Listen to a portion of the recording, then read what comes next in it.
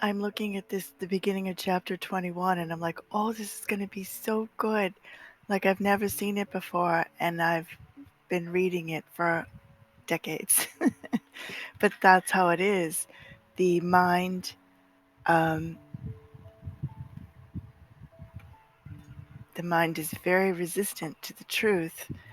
And since I was 28 years old, I would read it and walk away and ponder it, and by the end of the day, forget it. And I would read it with my husband, and so he wasn't even a student.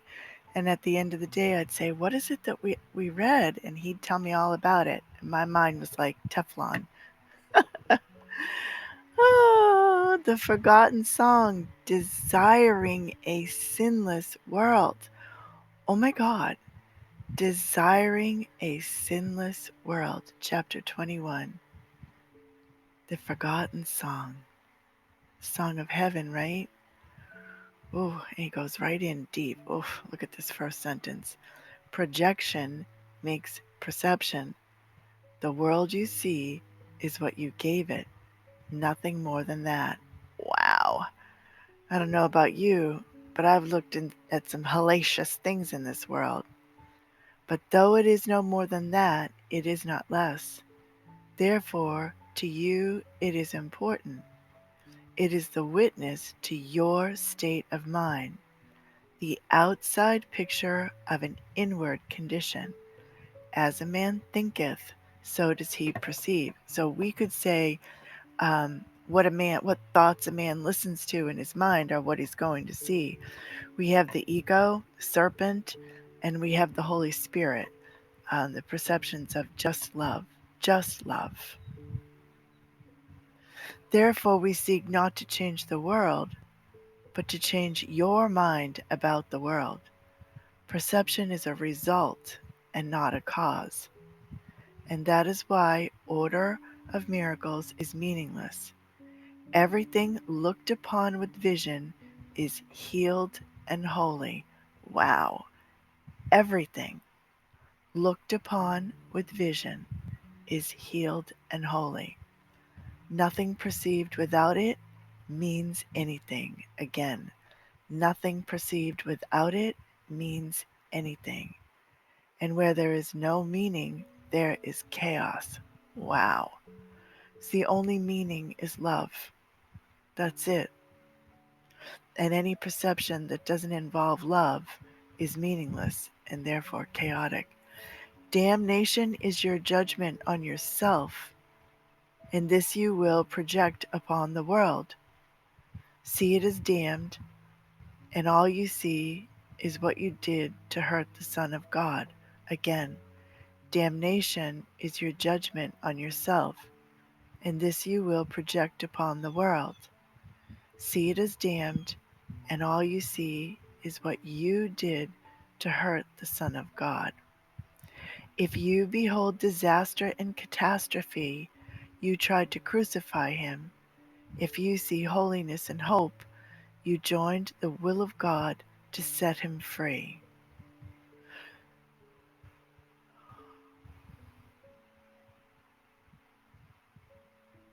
There is no choice that lies between these two decisions, and you will see the witnesses to the choice you made and learn from this to recognize the one you made.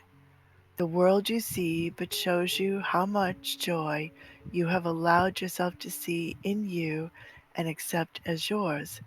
And if this is its meaning, then the power to give it joy must lie within you.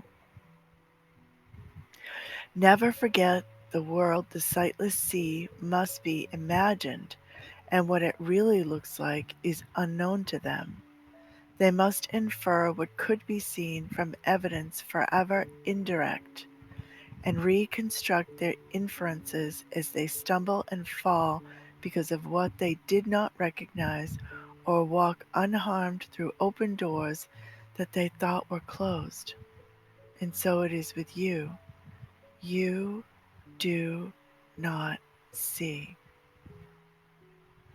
Your cues for inference are wrong, and so you stumble and fall down upon the stones you did not recognize, and fail to be aware you can go through the doors you thought were closed, but which stand open before unseeing eyes waiting to welcome you.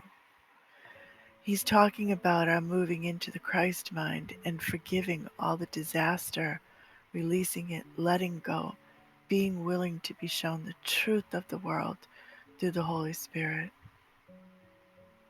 How foolish is it to attempt to judge what could be seen instead, right? So we're judging forms instead of seeing love. It is not necessary to imagine what the world must look like. It must be seen before you recognize it for what it is. You can be shown which doors are open, and you can see where safety lies, and which way leads to darkness, which to light. Judgment will always give you false direction, but vision shows you where to go. Why should you guess? There's no need to learn through pain, and gentle lessons are acquired joyously and are remembered gladly. What gives you happiness you want to learn and not forget, and it is not this you would deny. Your question is whether the means by which this course is learned will bring the joy it promises. I thought that thought last night. If you believed it would, the learning of it would be no problem. You are not happy learners yet, because you still remain uncertain that vision gives you more than judgment does, and you have learned that both you cannot have. The blind become accustomed to their world by their adjustments to it. They think they know their way about it. They learned it not through joyous lessons, but through the stern necessity of limits they believed they could not overcome. And still believing this, they hold those lessons dear and cling to them because they cannot see. And I just want to defer to him saying 1 minute ago that I do not see. They do not understand the lessons keep them blind. This they do not believe, and so they keep the world they learn to see in their imagination, believing that their choice is that or nothing.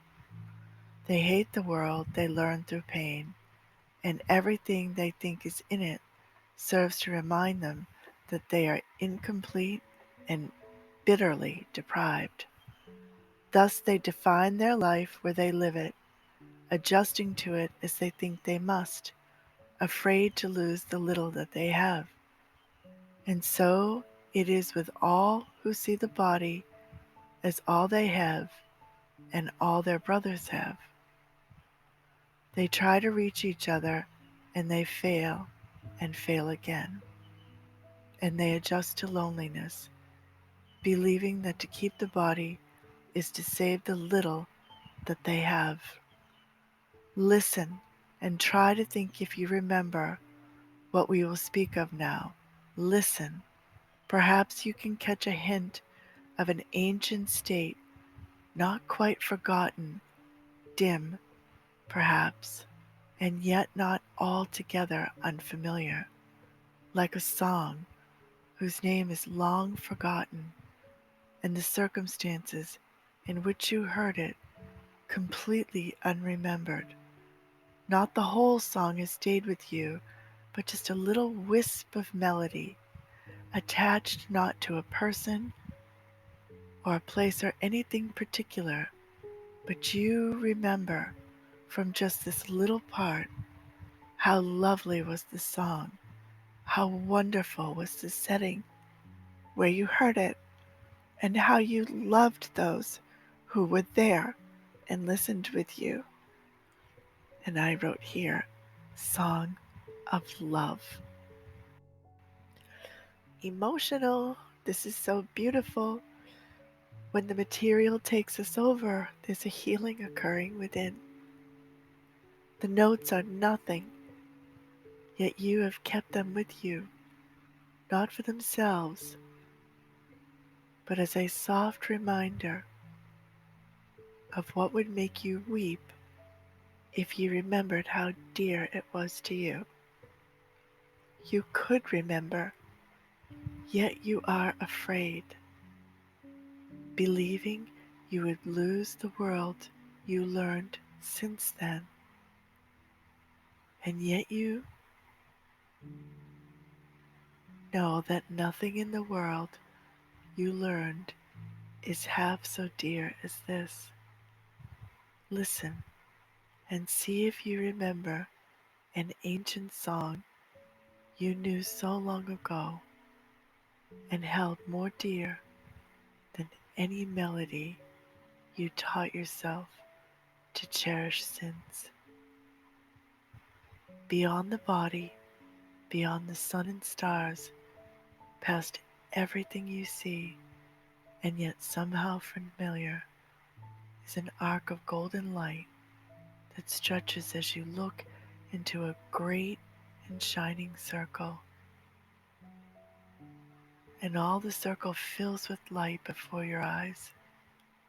The edges of the circle disappear, and what is in it no longer is contained at all. The light expands and covers everything, extending to infinity, forever shining, and with no break or limit anywhere. Within it, everything is joined in perfect continuity, nor is it possible to imagine that anything could be outside, for there is nowhere that this light is not. This is the vision of the Son of God, whom you know well. Here is the sight of him who knows his Father. Here is the memory of what you are. A part of this, with all of it within you, and joined to all of it as surely as all is joined to you. Accept the vision that can show you this, not the body. You know the ancient song and know it well. Again, you know the ancient song and know it well. Nothing will ever be as dear to you as this ancient hymn of love the Son of God sings to his Father still. And now the blind can see, for that same song they sing in honor of their Creator gives praise to them as well. The blindness that they made will not withstand the memory of this song, and they will look upon the vision of the Son of God, remembering who he is that they sing of. What is a miracle but this remembering? And who is there in whom this memory lies not? The light in one awakens it in all, and when you see it in each other, you are remembering for everyone.